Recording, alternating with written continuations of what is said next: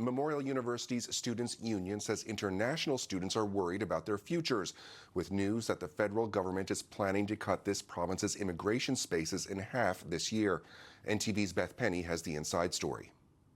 The federal government is cutting this province's immigration spaces in 2025 from 3,050 spaces to 1,525.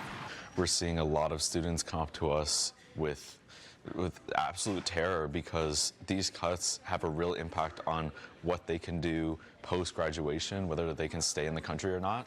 There are more than 3,000 international students studying at Memorial University.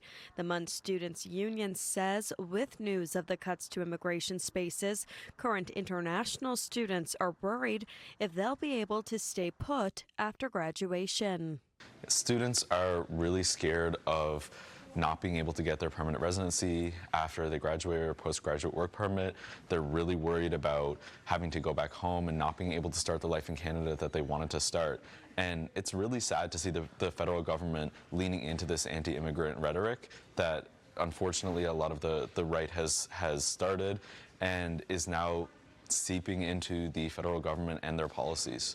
75% of those now 1,500 spaces have to go to temporary workers in Canada. MUNSU says it's time for the university to better support international students through this challenging time.